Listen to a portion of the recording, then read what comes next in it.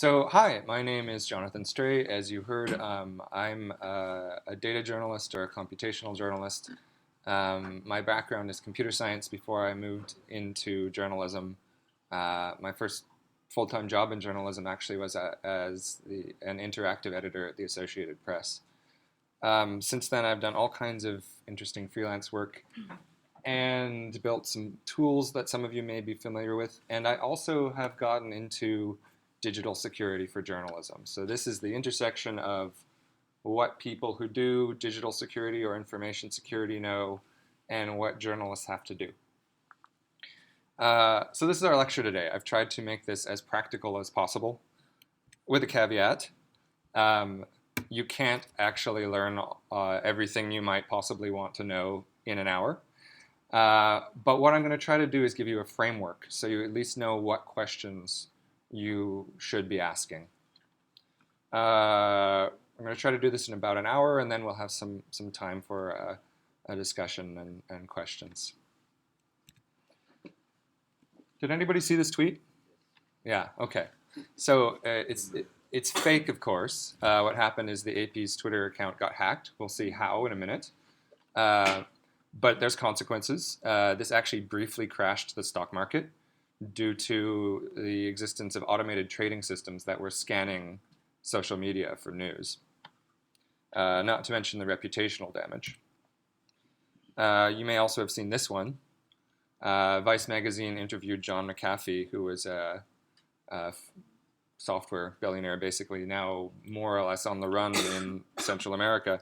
And they posted a photo of him saying, haha, look, we're with John McAfee. Except that the phone had put the GPS coordinates in the file, so he had to flee the country. And we are now living in an era where it is no longer enough for a journalist to refuse to testify about their sources. It is no longer necessary to get the journalists to talk to figure out who they talked to. Because you leave this incredible data trail for everything that you do as a reporter, and your sources do as well. And so we'll talk a little bit about how to mitigate that. It's challenging. And in some cases, we are even talking about life and death situations.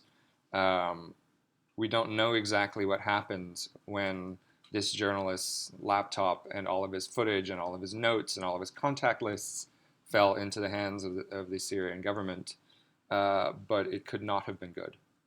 And some of you are reporting in places where the threat of violence is real. But even if it's not a life or death situation, there are certainly things worth protecting. So this is how we're gonna go today. I'm gonna try to explain what we're doing, why we're bothering with all of this. We're gonna go through some basics, and by basics I mean things that everybody in your organization should be doing. And then we're gonna go into threat modeling, which is a way to plan security for a particular story. And then we're gonna go to the most practical part of it, which I call recipes. How to talk to sources securely, how to move confidential data, this type of thing. And then I'm going to, at the end, try to do the impossible task of summarizing all of digital journalism security in one slide, which I call a cheat sheet. So what are we doing? There's two ways to look at what security is. The normal way is risk reduction, right? We are trying to reduce the risk that something bad happens and mitigate the effects if it does happen. But there is another way to think about it, which is perhaps a more positive goal, which is to say that if we have good security procedures and good security practice, we can do things that might otherwise be too dangerous to do. So it reduces our risk, and in so doing can extend our reach. So this is not just about, oh, there's all this stuff I have to do, it's such a drag, because security can be inconvenient. This is also about making new things possible. And this ties very much into the ethics of journalism. It's not ethical to do a story that harms a source. So if we can figure out how not to harm a source, we can do stories that would not otherwise be ethically possible. harms the source are, of course, ourselves. We don't want to put ourselves at risk either. Yeah, so that's what we're protecting, right? Ourselves, our own safety, physical safety, our reputations, legal risks, that of our colleagues, especially that of our sources who trust us. They put a lot of trust in us if we're doing a hot story, and we don't want to violate that trust. And then, of course, our organization. We can damage the reputation, the finances, or even the existence of our news organizations. I have to take a moment to say that I am not giving a lecture about security in general. I'm giving a talk about digital security.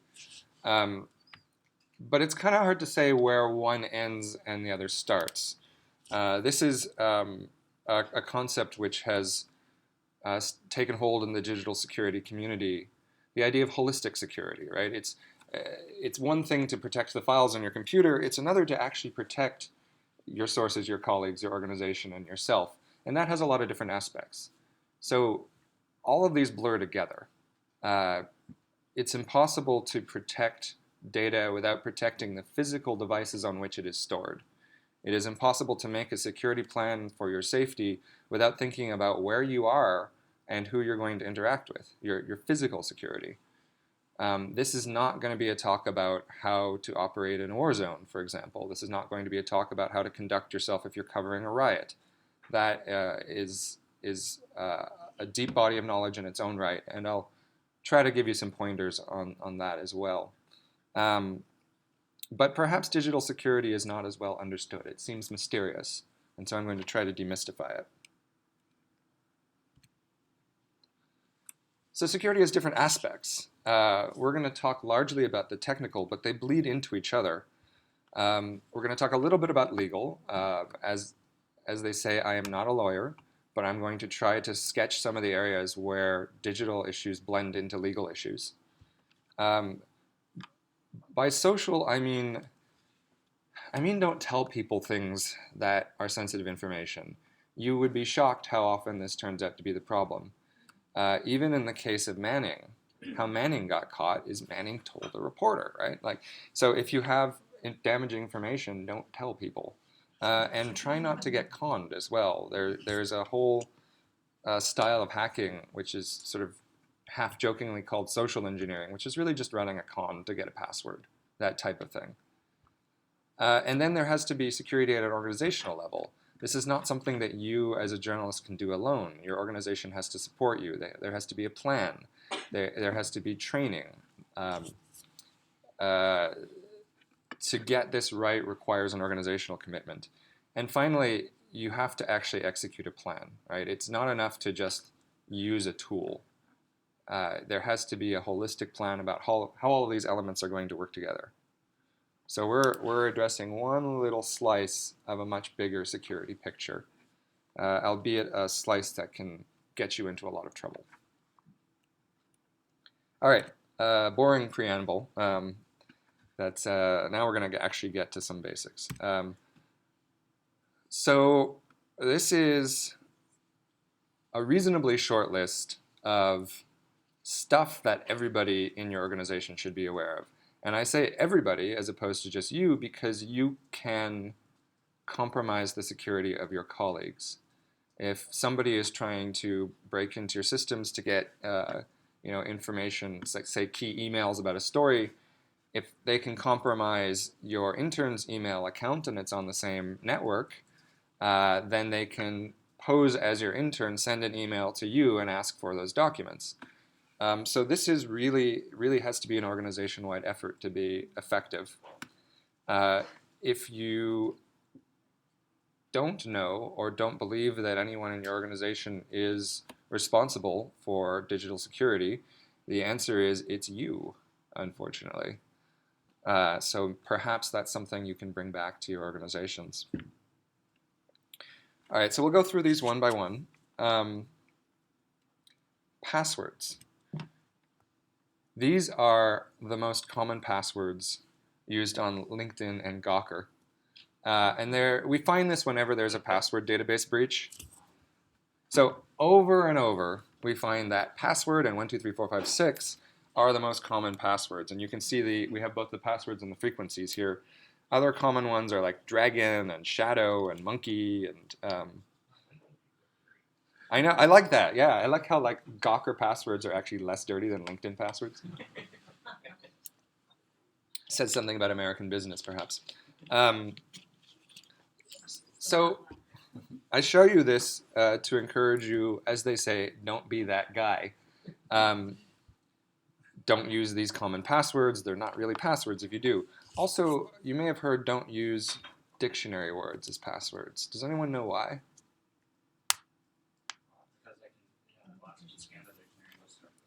Yeah, because you can write a computer program to guess every word in the dictionary. So that's why everybody makes you put in all special symbols and so forth. Um, so this is just basic stuff, right? If your password is password, nothing else matters.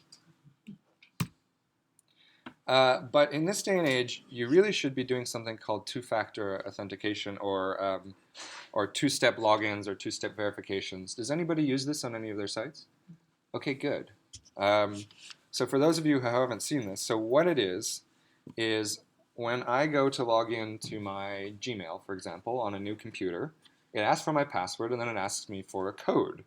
And I get that code either by SMS or from a little app called Google Authenticator, which I set up by pointing my phone at a QR code on the screen. And it gives me a little, I've got different logins here, it gives me a little 6-digit code. And what this means is that even if someone manages to get your password, say you use the same password on multiple sites, and one of those travel sites that you don't care about has a password breach, and now they have the password for your email, it doesn't do them any good because they don't have your phone. Or vice versa, if your phone gets stolen, they don't have your password. This takes a couple minutes to set up. Gmail, Facebook, almost all major online services support two-step logins now. You might have to do this like once a month when you use a new computer or use a new browser. In terms of bang for the buck, this is like the best piece of security advice I can give you. It is a massive improvement over passwords alone. So definitely do this. But the thing about passwords is there's a lot of ways around them. Even good passwords with two-factor authentication, right? So this is sort of an in-joke in the digital security community, right? Oh, I've got this great encryption. Yeah, well, hit him with the wrench until he tells you the password. So, this is funny until it's true. There are contexts where people are tortured to give up passwords. A few of you, although thankfully not many of you, will be working in these contexts. But the lesson is broader than that, right? It's don't give your password to tech support, or if you have to do that sort of thing, change it immediately afterwards. Don't share it with people. If you have, one computer with a password and one computer without a password, guess which one I'm going to steal, right? It's really, a password is only good if there's no other way around it. So they're not universal. And this is why I continually emphasize thinking of digital security as an integrated system, right, with physical security. If they can steal my laptop, my password isn't going to help much. Which is not to say you should not have a password on your laptop. You definitely should. So there's the cheat sheet for passwords. Again, you'll have these slides available later. You may discover that if you're following good practice, you don't use the same password on every site, which everybody does anyway. But there are tools to get around that. Things like 1Password, which have a master password that unlocks all of the other passwords for all the other things you use, and it runs on your computer and your phone and so forth. And the point there is eventually one of the sites that you type your password into is going to get breached. This is sort of how you have to think of this. Eventually, someone will find out your password on a site. The only protection against that is don't use the same password. And if you're not going to use a password manager, at least make your email password different. Your email password is sort of a master password because when you hit that little I forgot my password box, it sends to your email. So someone who can get into your email can get into anything else. And don't tell people. No reputable organization will ask you for a password. They all design their support processes so that they don't have to ask you for a password. And that's because if you get users into the habit of giving their password out over the phone, then anybody can call up and get your password. So if anyone ever asks for your password over the phone or by IM or like if they're support or administrator, you should smell a scam. You'd be surprised how often people get into organizations by calling up and saying they're tech support. And every year at hacker conferences, people do this live and get credit card numbers and passwords. And it works about half the time. Like it's a lot of fun to watch these demos. They just sit there and they put them on speakerphone and they make up a company name and they say they're a support vendor and we need your password. About 50% of the time you'll get it. So as I've said before, don't be that person. Phishing. You've been around a bunch. Do you all know what phishing is? Okay, we're gonna go through it in detail because phishing is in practice the most common way that journalists are compromised.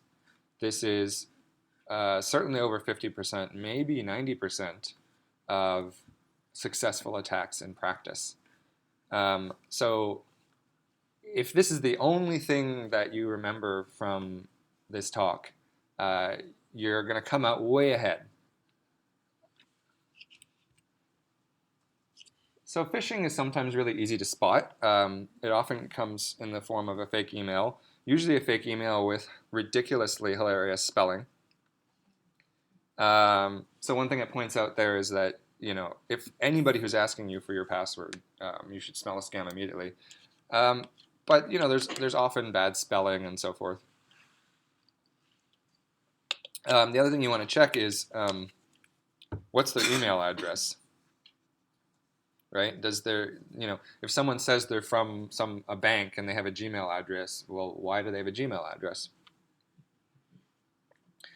So you got to learn to smell out fake messages, and these can come in any form.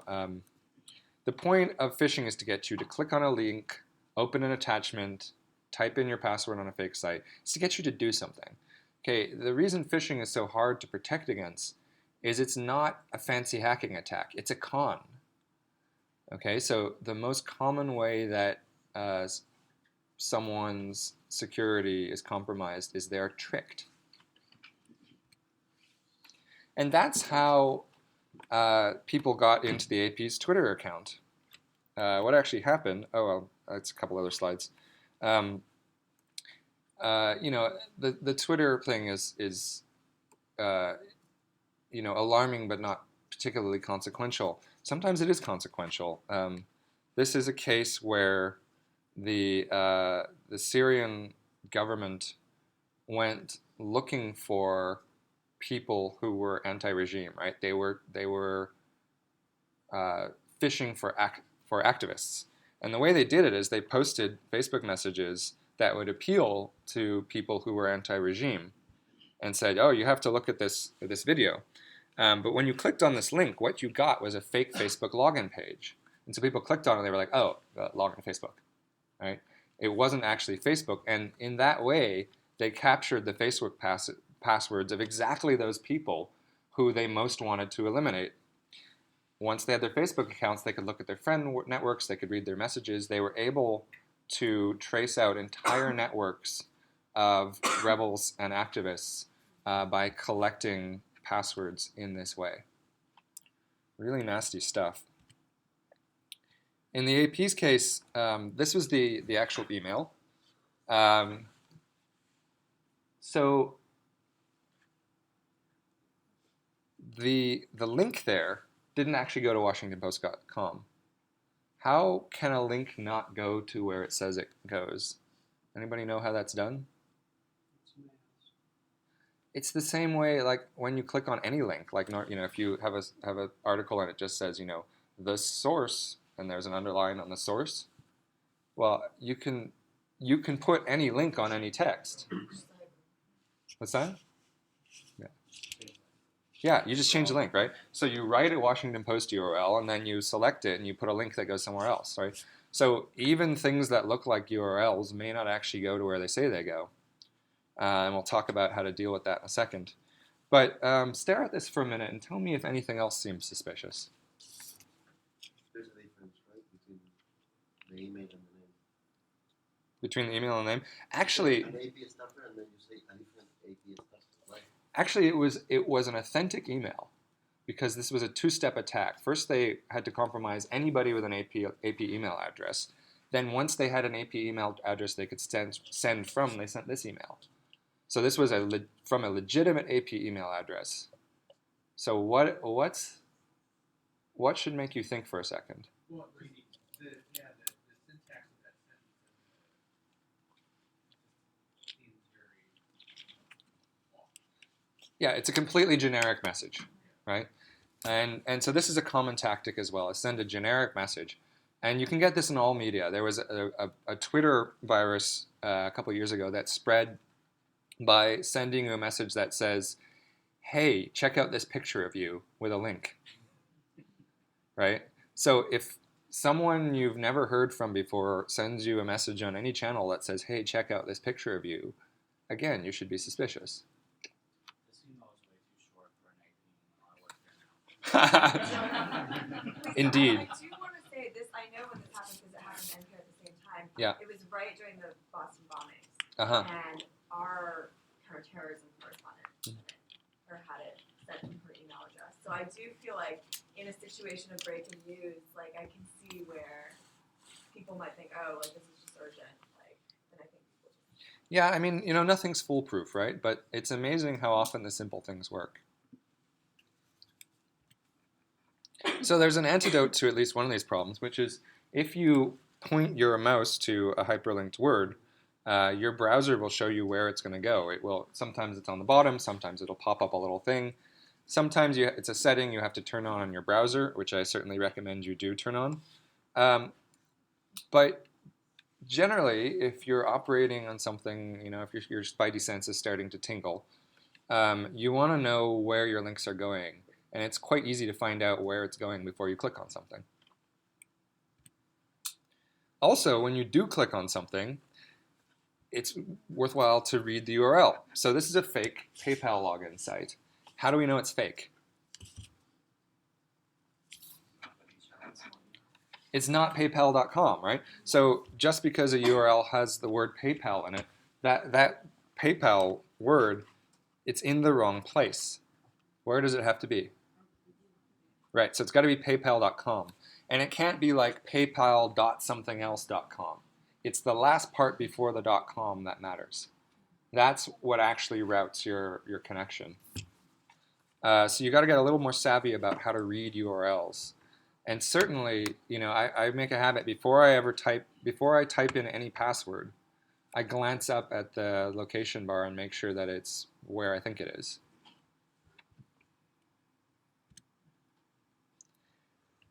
Phishing gets very sophisticated. So phishing often means just sort of a general attack, just like, hey, click this. But if you are a specific target, and we'll talk about when you should imagine that you're a specific target shortly, people will send customized messages. So that's what we saw here with what Syria did, right? So this is actually, even this is fairly generic. It's just anybody who has an interest in this topic. But it might come from a colleague, it might use your name, it might talk about projects that you're working on. If you're serious about getting entry to a system, what you'll do is you'll background the people who work there and try to send them things they're going to be interested in and messages that are relevant to them. But really the only thing, all I'm really saying in some sense is have the online equivalent of street sense, right? If you're out reporting somewhere in a dangerous area, you're going to be on your guard. You're going to suspect people's motives. You're going to wonder who's talking to you. You're going to wonder what they want. And that's what this is about, is those same sorts of con attempts will come at you through various digital media. So one thing you can do if you get a suspicious email or suspicious message is reply back on a different address or a different channel, because it's possible that the attacker may have compromised the address that the message was sent from, and say, hey, is this really you? Did you really send this?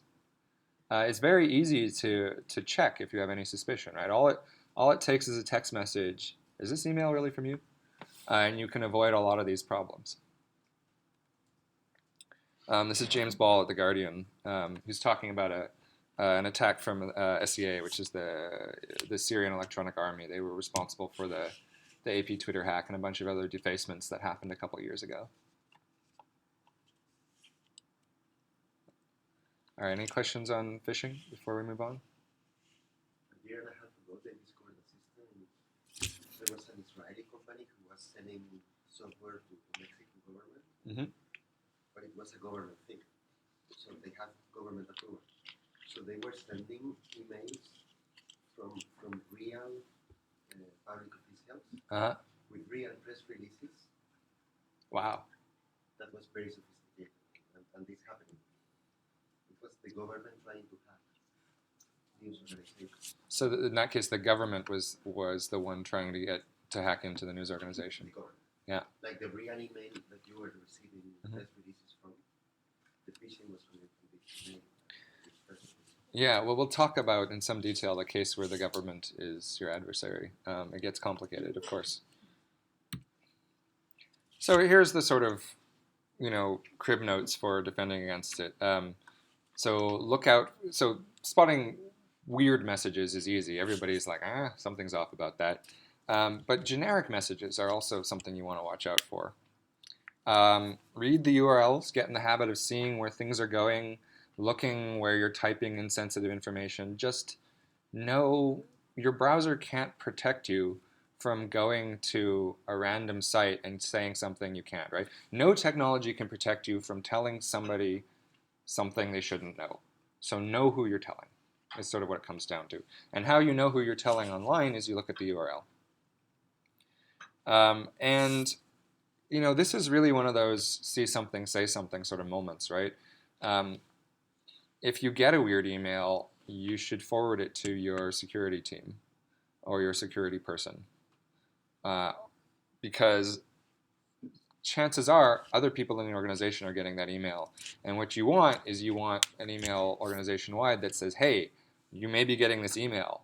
It's a trap. The faster that email goes out, the better you're defended, especially in large organizations, right?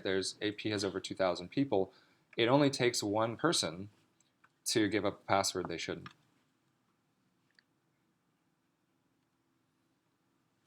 All right, the next thing that everybody should do. Okay, so passwords, phishing, encrypt your storage. Thankfully, this has never been easier. Every modern computer comes with an option to encrypt the drive. Now, of course, you should also have a password on your computer, right? So if I take your computer, I shouldn't be able to get into it. It should have a password when it starts up. It should go to the password lock screen after a couple minutes. So first of all, have a password, but a password is not actually enough. So anyone know how I get at your data if all you have is a password on login? Yeah, a screwdriver, and sometimes not even that. Sometimes I can just connect a cable to the computer, right? So a password might stop a very casual attack, but anybody who really cares about getting your data is going to use a screwdriver and put the disk in another computer. No problem. The solution is to encrypt it. That way, your files cannot be descrambled without your password. You're sort of applying your password to your files. So on Macs, this is called File Vault, which is the icon on the left. On Windows, it's called BitLocker. It costs nothing. It takes no time. Again, this is one of those cheap wins. So cheap and easy that I would consider it, let's say, malpractice to not do this. Incidentally, BitLocker will also encrypt USB drives. It's a very convenient feature. We'll talk about when you might want to store things on external drives. And your phone also has encryption. Encryption is always on iPhones. You have to turn it on Android phones. We'll talk about that in a minute. Phone encryption is why you may have heard the Apple versus FBI case recently. That's what that's about. And so the fact that the FBI was trying to force Apple to break their own security should tell you that actually that security is pretty good. Apple's security in general is quite good. Certainly the best that is readily available. Open Wi-Fi networks. I'll show you a little video about this, but the problem is more than Wi-Fi networks. So Wi-Fi networks are an issue because they send information by radio, which means that anybody who has the right sort of receiver can see what you're doing if the network is open. Joins us live outside of McDonald's in Orange County this morning. That's one of many businesses with free Wi-Fi. But Mike, can hackers use that public Wi-Fi to get information off our phones? Bridget, it is definitely possible. Here on my phone, you can see several Wi-Fi hotspots that are available to me, including the one that's being broadcast from this McDonald's here. Some of them are free if you don't even require a password. By using an unsecure Wi-Fi connection, hackers can potentially gain access to your mobile device. Security just seemed interesting. Is that kind of idea of going somewhere where you're not supposed to be or doing something you're not supposed to do. Jonathan Singer is one of the good guys, a computer hacker who looks for security weaknesses that can be exploited by more sinister hackers. We can basically reconstruct what her webpage looks like. He wants you to know the risks of logging on to free public Wi-Fi with your mobile device, something realtor Charlene Larney does nearly every day. How often do you think about Wi-Fi security? Never. I just assume it's safe. After signing on to this free Wi-Fi hotspot along the Sanford Riverwalk, Larney visits the website Realtor.com. Anything that is appearing on her phone screen when she visits the website, I get a copy of that information too. Just like someone eavesdropping on a conversation at a cocktail party, Singer is able to intercept data being shared on the public Wi-Fi. Is that kind of the map that's on your screen? Yes, it is. When Larney types a message on another website, Hi, how are you? With a capital H, by the way. Yes. Okay. That's it. Singer is able to read it. I couldn't believe he could just pull it up within seconds and see everything that I'm looking at. Using this transmitter, Singer can also broadcast his own Wi-Fi signal. By naming it something enticing like Guest Wi-Fi Free, he can trick others into signing on. Because I'm in control of the wireless access point and you're connected to my device, I rule that thing. Singer says big-name companies that offer free Wi-Fi, like Starbucks or McDonald's, usually have security measures in place to deter such hacking. However, to protect information on your mobile device, he recommends using public Wi-Fi that requires a password. It's often more secure. And when surfing the web, look for a padlock icon or green text, indications that the website is encrypted. Okay, so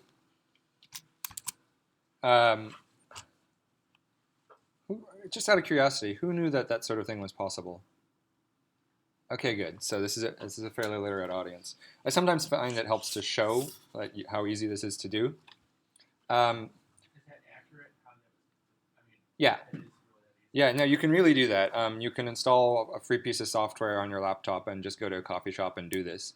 And depending on what people are doing, you can get passwords, you can get banking, you can get emails, you can get all kinds of stuff. But the problem is broader than open Wi-Fi networks. So if you send data over the internet, who can read it? Where does it go? Have you ever thought about the physical system of wires and companies that route that data?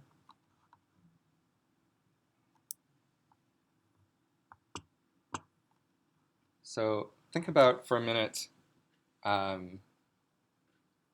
you probably have internet at home and you buy it from, your cable company or your phone company, which means that everything that you send goes through them. So the question you have to ask yourself is, do I trust the telecommunications companies on every step from where I am to where I'm connecting to? Do I trust the corporate networks it goes to if I'm sending, someone an email? And then do you trust everybody at that organization, right? There's a joke that, Gmail is only as safe as the creepiest Google employee. Now, of course, they have internal controls over who can see the data and so forth, but ultimately, you are trusting somebody somewhere. The way around this is encryption. The beautiful thing about encryption is you don't have to trust anybody. So, does anyone know what the S in HTTPS is? Secure, yeah. And so you'll see a little lock icon. And so what this means is that the information is encrypted before it leaves your computer, and then decrypted by the eventual recipient. So nobody in the middle can see what you're doing. And this is really the antidote, right? Rather than, yeah, okay, so you can monitor things through an open Wi-Fi network, but even if you're on an open Wi-Fi network, this will secure you. And even if you're not on an open Wi-Fi network, without this, you're not particularly secure. So this is one of those like check the URL moments. If you're going to send any sort of sensitive anything over a website, look for HTTPS and the little lock icon.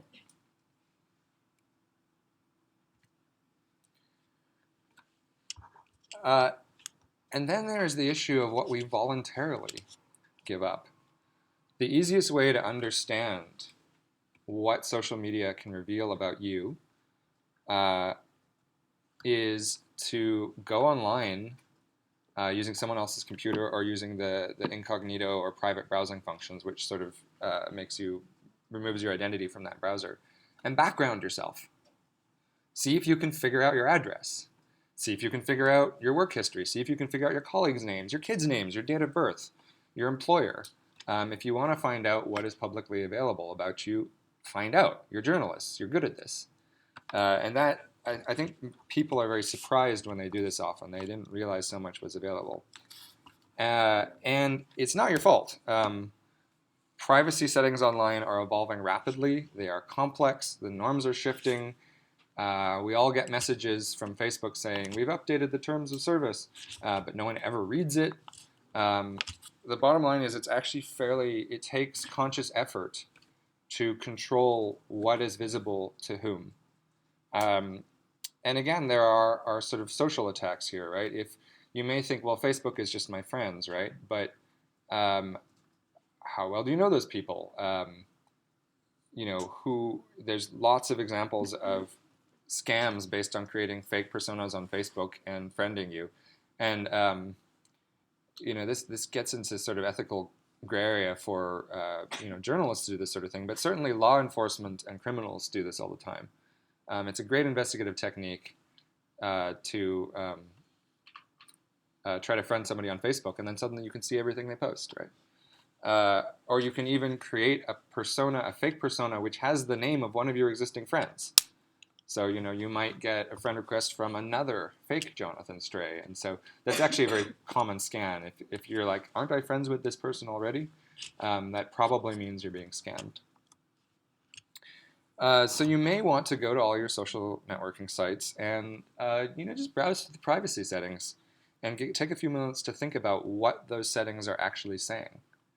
Is your phone number exposed? That sort of thing. Do you want it to be? Maybe you do, right? Maybe it's a work phone number and you want sources to be able to contact you. I don't know. The point is to make choices. Okay, so that's the cheat sheet for sort of standard practice, right? So here it is again. You and everybody you're working with should be doing at least these things. None of these are difficult, expensive, or inconvenient, right? You can go through all of this stuff and sort of tune it all up in under an hour. Some of this stuff takes 10 seconds to turn on. So this, I would say, is the baseline security practice for journalists and really anybody these days. All right. So now we're going to start to get into a little more advanced territory. Yeah. You have questions? Can we, if you have many of them, can we take them at the end? Okay, thank you. Okay, this is what you do if you have a particular story around which security is going to be an issue. So this is how you plan for security for a story or for a line of reporting.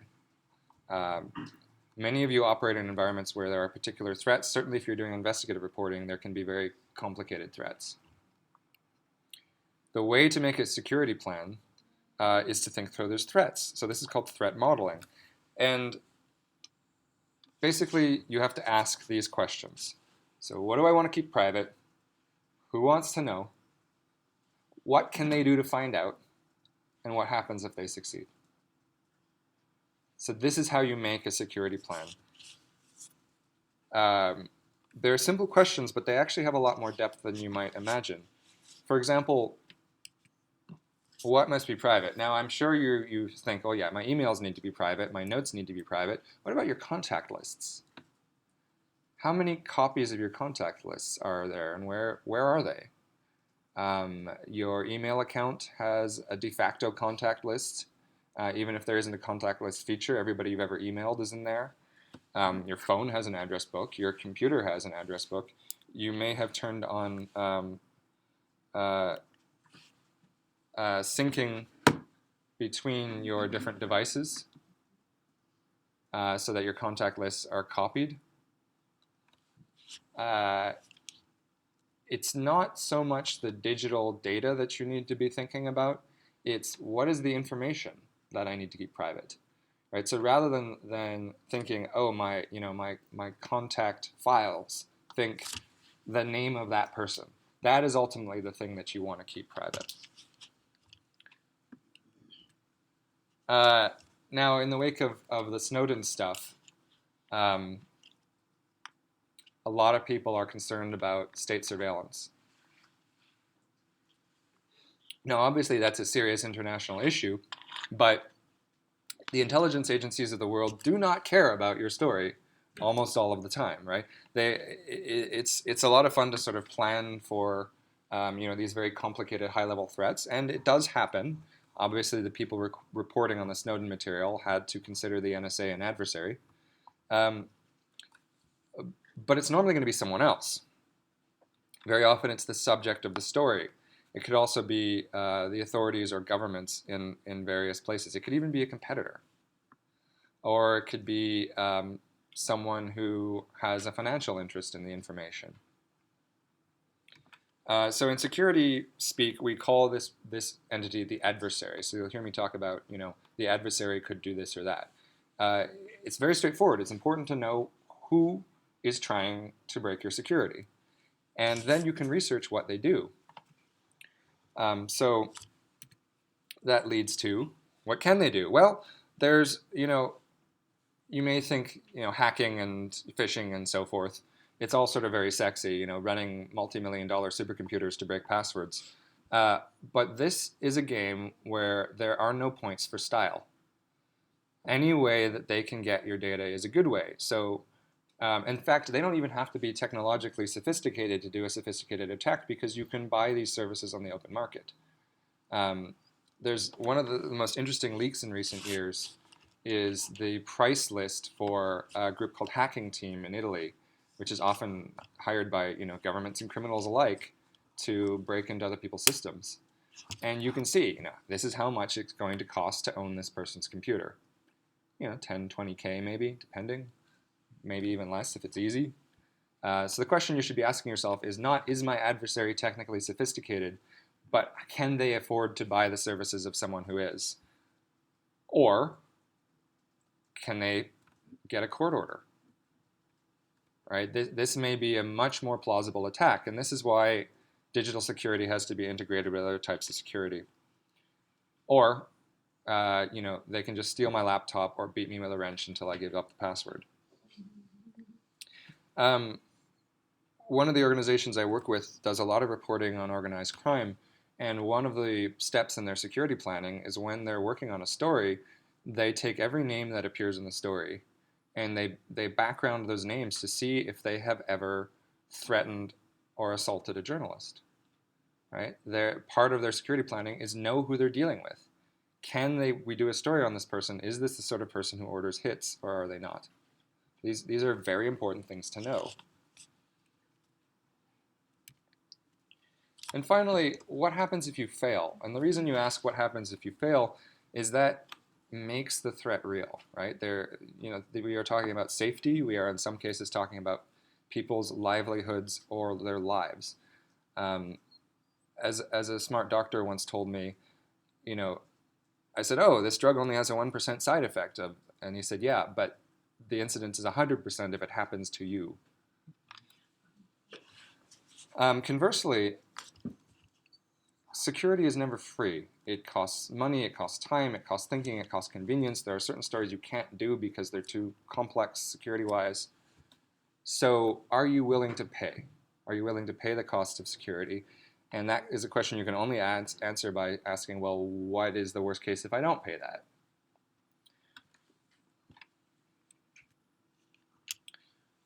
So I'm going to run through sort of brief scenarios here. This is sort of the big sexy one, right? You're a photojournalist. You're filming the rebels. You want to get the pictures out of the country. They can't be identified. Obvious threats there, obvious adversary. But you might be working on something that looks more like this. This is a very common thing. Working with insiders, getting documents from a source. We'll talk a little bit about how to manage this sort of situation later. So there the adversary is the bank. And what can they do? Well, they can monitor their employees' computers. In fact, any bank will be monitoring their employees' computers. They're much more likely to use court orders or legal threats as opposed to physical threats, and so on. You got to think through what they're actually going to do, how they're going to find out what they want to find out. Sadly, this is quite a common situation for reporters, is where the adversary is, in fact, a government authority. We've seen a lot of stories in the past few years in this country on police killings. Some of you are operating in environments where you just cannot trust the authorities at all. And obviously legal threats are a big issue there. They can also threaten to arrest you. Violence may be a plausible threat. Police also have access to certain types of technology that are harder for other people to get a hold of. So the first step in planning for a particular story or a particular type of work is write down the scenario like this, just a brief capsule of what you're doing, and then ask yourself those questions. What am I protecting? Who wants to know? How can they find out? What happens if they do? So with those questions in mind, I'm going to go to the most practical part of this. This is how to solve specific problems. The reason I put this last is you don't know which problems you have to solve until you do the threat modeling.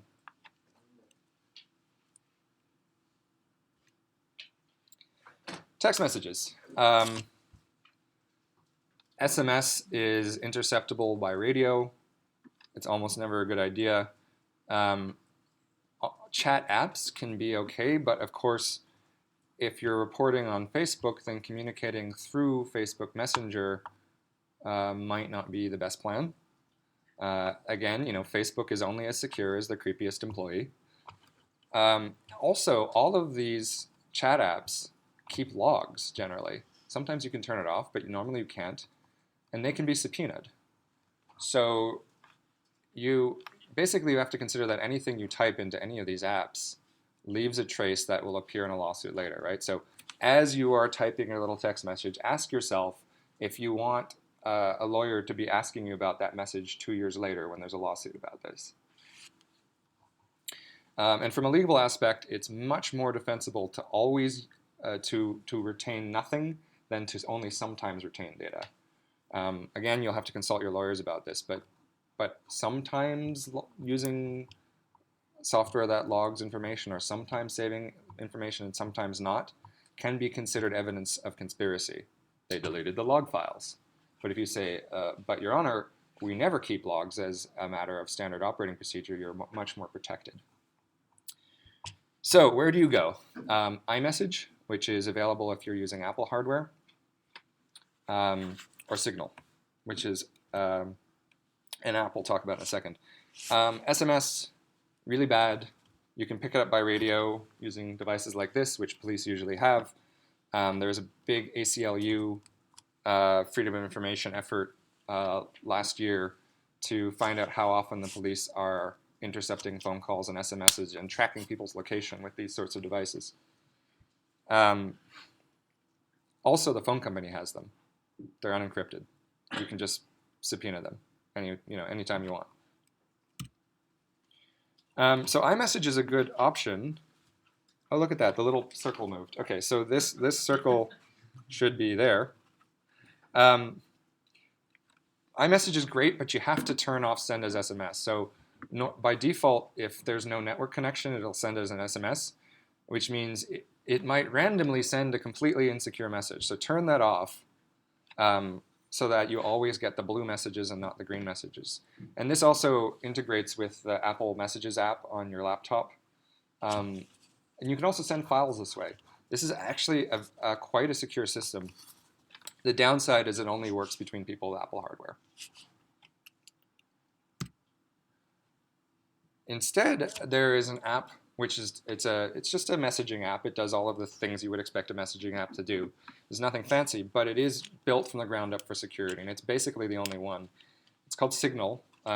It is available for all types of phones and also runs on your computer.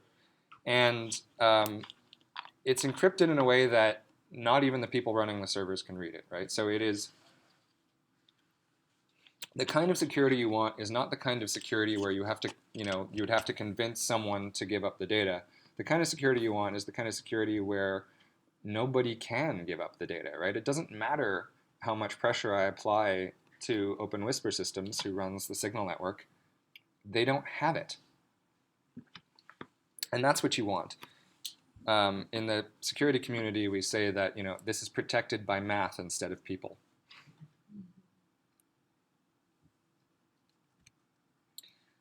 You can also do secure communication in your browser, actually a Chrome browser extension called CryptoCat.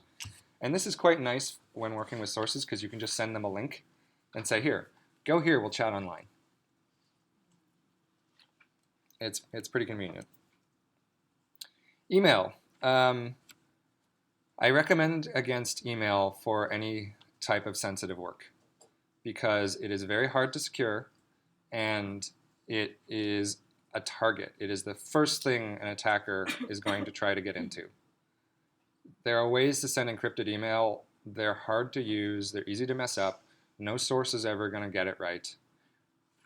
For my money, email is a dead loss, except in the limited case where both ends are on a secure messaging system. So if you're both on Gmail, Gmail is very secure as long as Google is not going to cooperate with your adversary.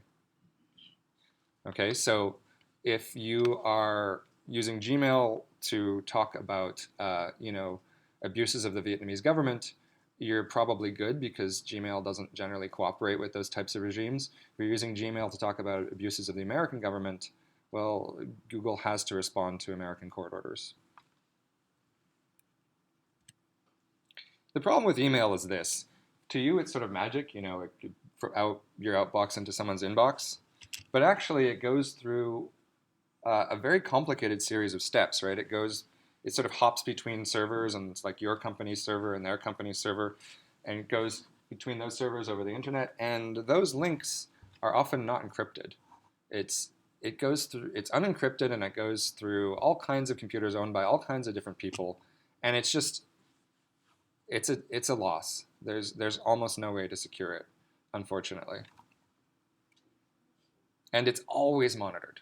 Every company monitors email. Think of email as a postcard, okay? Anybody who handles that message can read it. That's how I want you to imagine what happens when you send email. I want you to imagine sending a postcard through the mail, and think about, the person in the mail room on the recipient's end who's sorting the mail and going, oh, hey, look. Oh, talking to a journalist, huh?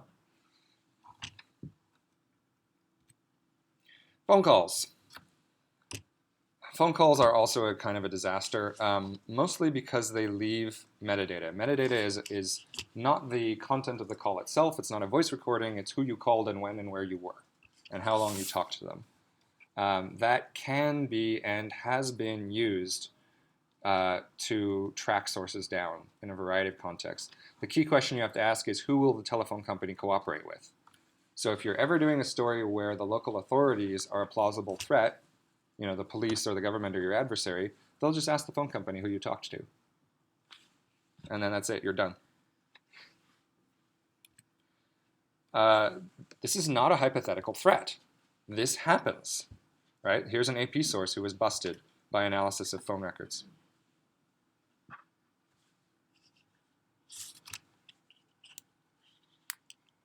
Right, so this guy's in jail because the reporter was calling from an AP phone line. And so they had that number in the records. Similarly, you can make calls through a variety of apps now, which is great as long as the company isn't going to cooperate with their adversary. Encouragingly, many large companies, such as Facebook and Google and so forth, now issue these transparency reports, they're called. And what they'll do is they'll publish how many requests from law enforcement they got for data in each country.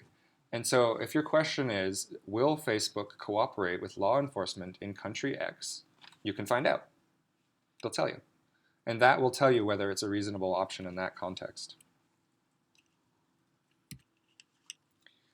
But the best advice I can give you is use the Signal app. It includes voice calls. It's really a one-stop shop for secure communications. Again, runs on any type of phone. It's free. Going back to the transferring photos from Syria or whatever, I mean, Signal doesn't seem to be like is it a file transfer as well? Or It has limited file transfer capability. I know it will do photos, as you can see there. I know they're working on more. But funny you should ask that. We'll get to that. I'll talk about how to transfer files. Okay, so this all sounds great for communicating with colleagues. Communicating with sources is hard.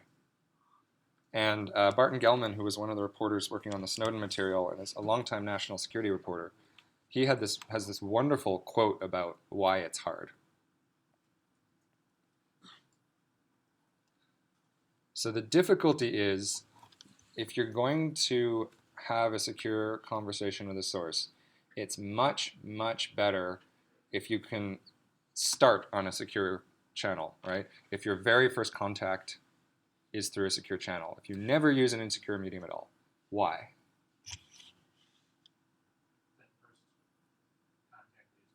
Right, that first contact leaves metadata, right? So if I call you and I say, hey, I want to talk to you about something, let's switch to a secure channel, right, it's too late. There's a record that I called you already.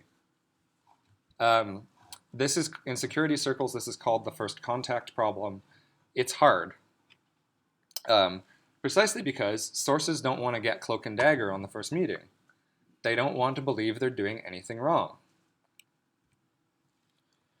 So the only reasonable answer seems to be, don't give them an insecure contact method.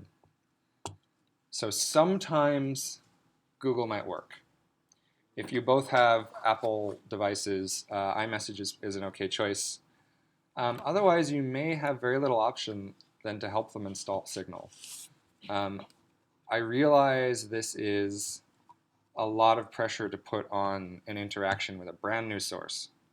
One way that you can perhaps make this easier and say, I talk to everybody this way, it's just standard practice, this is just how we roll.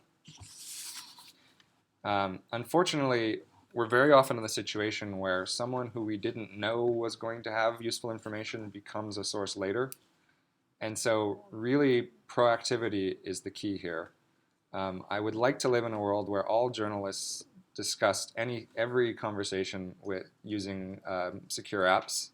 It's not the world we live in, but that really is the only way to get to a place where somebody who you've known for 3 years sends you a message one day and says, "Oh, you know that investigation you're working on? I want to talk to you about that." Right? That's the only way we can get to a world where that isn't dangerous for them.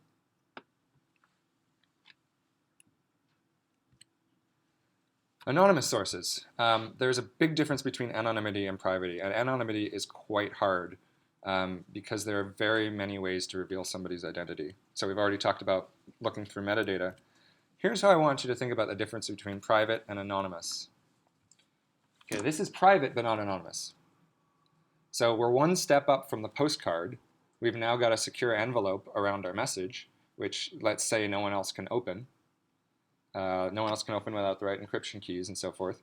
But everybody knows where it's going, right? So privacy hides what you're saying, but not who you are talking to. And if what you want is to keep someone anonymous, who you are talking to is the thing that you're trying to protect. I can give you a couple hints on how to do this. It's tricky. You have to plan for it if it's something that you need in a serious way. But a few hints. Every computer has something called an IP address, an Internet Protocol address. It's a number like this. You've probably seen it. And if you go to whatismyip.com, which I have here, and it will tell you where you are connecting from. And actually, very often, the specific computer you are using on an office network. So basically, you have to consider every connection you make from a computer is logged by intermediaries such as your company, the telecommunications company, and so forth. Somebody has a record of every time you do anything, at least to the level of detail of this is the computer they were using. So there's ways to obscure an IP address. There's a thing called Tor, which you may have heard of, that routes data through multiple machines, so each end of the connection doesn't see where the other end is coming from. Tor is fantastic. It's a very strong way to obscure your IP address. It is used by journalists and law enforcement and freedom fighters and criminals. Basically, everybody's in there. It's this crazy anonymous network. It solves one problem, which is obscuring IP address. And by the way, it's convenient. If you need to go visit a website without having it logged as coming from your newsroom, you can use a thing called the Tor browser, which is like Tor built into Firefox. And that's the best way to do anonymous web browsing that doesn't reveal information about you. And hopefully, when you close it, there's no trace, right? So if you're in a situation where you're using someone else's computer or you can't leave a trace on the computer, the Tor browser is useful. Also, it can be used by a source to give you information about leaving a trace. There's a product called Secure Drop that you can set up. It's an anonymous submission system. Think of this as like an operationalization of the WikiLeaks model. People can just drop off stuff. And actually, it's even better because it's a dead drop for messages, so you can actually chat with the source. It doesn't send them an email. They have to go to that site. And they can only access it through Tor. So this... people have gotten some good stuff by setting up these type of dead drops. The downside is that if you are using Tor, it leaves a trace, right? If I use Tor at my work, the administrator of that network knows I use Tor. There is a case where somebody sent a bomb threat at a university, basically because they had an exam they weren't ready for, so they wanted to disrupt the campus. And it was sent over Tor, but there was only one person using Tor on the campus when the bomb threat was set. So again, none of this stuff is perfect. It takes a lot of planning.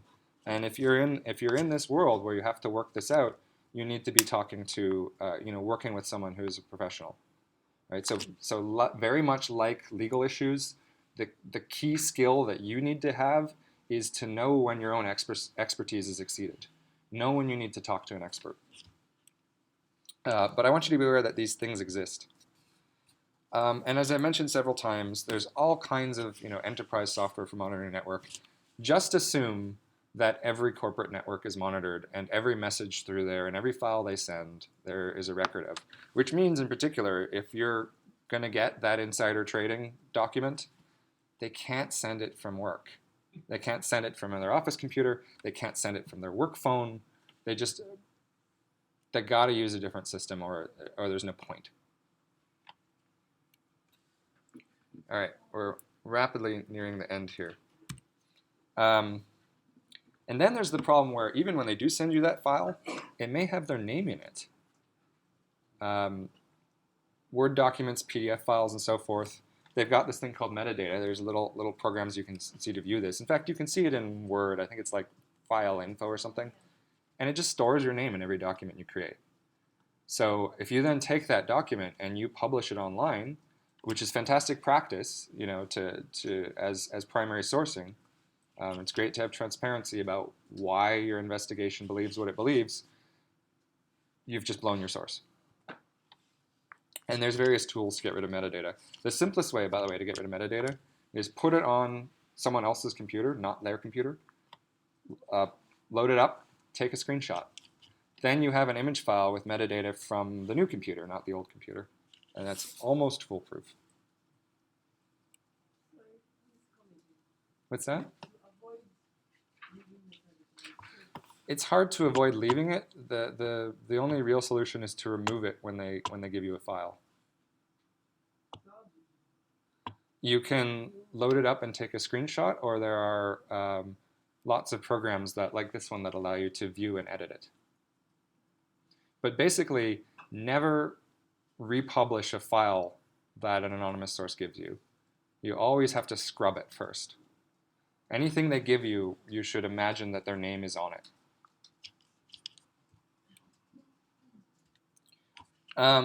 Sharing files. Don't email sensitive material. Email is the worst. Don't do it. There's a bunch of commercial file sharing services. They're fine, again, you've heard me say this before, as long as Google is not your adversary or won't cooperate with your adversary. You can also send files through the Messages app on Apple machines or iPhones. And that's actually what I recommend, if possible. Of course, obviously not everybody uses Apple machines. And then it's not just about moving data around. You have to think about how it's stored. In the era where intelligence agencies operated on paper, they would actually number each copy of a classified document and have a logbook that tracked where that paper copy was. That's how you need to be operating. If you've got a sensitive file, a sensitive photograph, a sensitive message, ask yourself, how many copies do I have and where are they? And this can actually be sort of hard to get a hold of, right? Because there's the original, and you might have backups. It might be on the cloud. It might automatically sync between different devices. There might be traces of it on your computer. If you've got a file name that has someone's names in it, file from Jonathan Stray, even if I erase that file and empty the trash, first of all, there's still a copy on the hard drive. So there's secure erase features now that you can really wipe it out. But then if I go into Microsoft Word and I look at the recent files, it'll say Jonathan Stray's document. Right? So it's actually quite hard to remove all traces of something. So again, if you're handling hot data, you have to have a plan. Who's going to keep a copy of it? Where is it going to be? How are we going to keep it contained? How are we going to know how many copies we have? And then I said this before, but all copies of sensitive data should be encrypted, including your phone. So this is how you turn on encryption on an Android phone. And you can encrypt external drives too, right? It does me no good to encrypt my laptop if I have it on a USB stick in my desk drawer. So don't do that.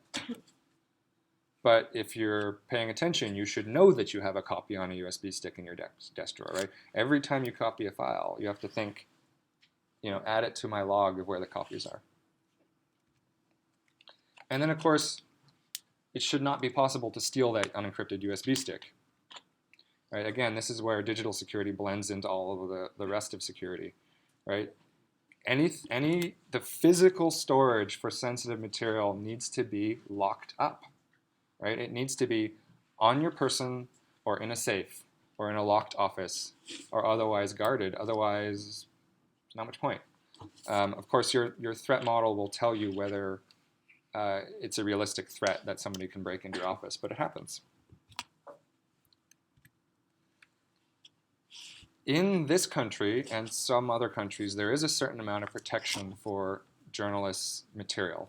So it's not legal for the police to come in and seize your notes from your computer in your newsroom. The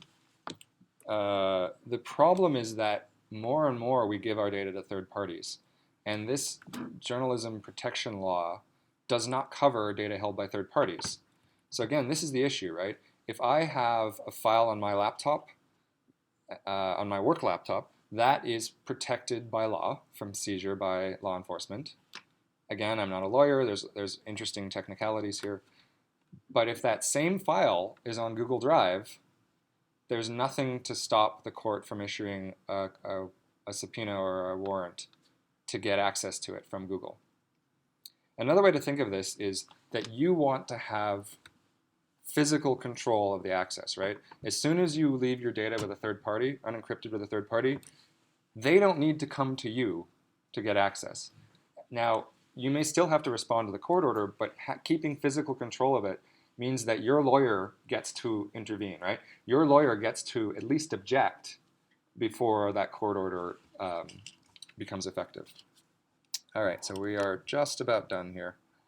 This is my last note. Crossing borders can be an issue. Some of you work internationally. Prepare to be searched. Prepare to have your equipment seized. So again, how many copies are there? Who can access them? If you have to send really sensitive stuff across a border, your best plan may be to do it over the network and not physically walk it across. But again, it depends, right? Is it more likely that your network is going to be monitored, or is it more likely that you're going to be searched at the border? These are the sorts of trade-offs you have to make. Okay, I know this is a huge amount. I'm going to try to sum it all up, and then we'll have I'll be available to answer your questions about it. Oh, location. Sometimes the location is the thing that you want to protect. So the phone company knows where your phone is. This is a fun little animation. This is a German politician subpoenaed their requested their phone records, and together with their tweets over the time period, this basically gives a complete record of what they did for, this whole month, where they went and who they talked to. And what those little circles are is that's the cell phone tower your phone was communicating with. The phone company has to know their location because they have to route the call to a tower. So is this a problem? Again, it depends if your phone company is going to cooperate with your adversary. And then people voluntarily give up their location. Many social media apps have an option to, it's called geotagging, to geotag your posts. If you post something and you give your location, obviously it's public, right? If you say, hey, I had a conversation with the source. Anyway, just be aware that you can give away your location.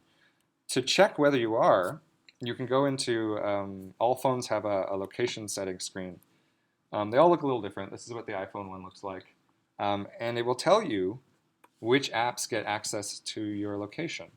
And I would recommend, as part of your social media checkup, to go in your settings and just see who gets to know your location. And remember, anybody you give your location to, you have to ask, do I trust them? Will they cooperate with my adversary? And not just that, but is my data secure with them, because they could get hacked.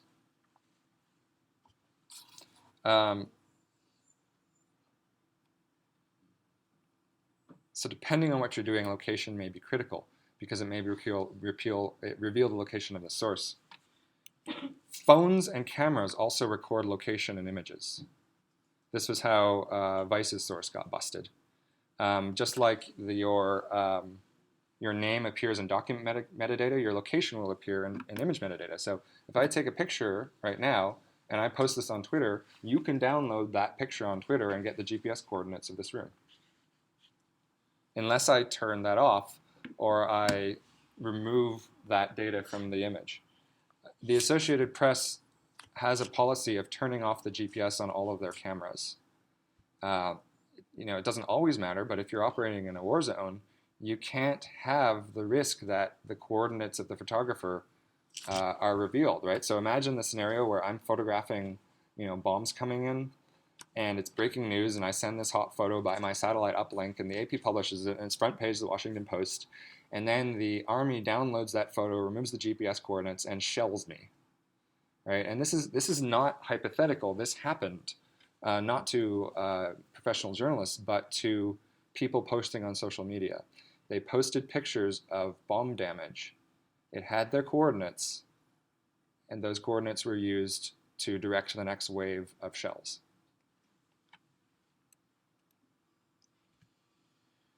Okay, so get ready. Everything we just talked about in the last 75 minutes on one slide. Here we go. So, the basics. Use real passwords, turn on two-step logins, know how to spot phishing, encrypt your devices, background yourself on social media. When you have a particular story or a particular line of reporting, or you're working in a context that is dangerous, use threat modeling to make a plan. Understand how the digital security integrates with all of the other types of security.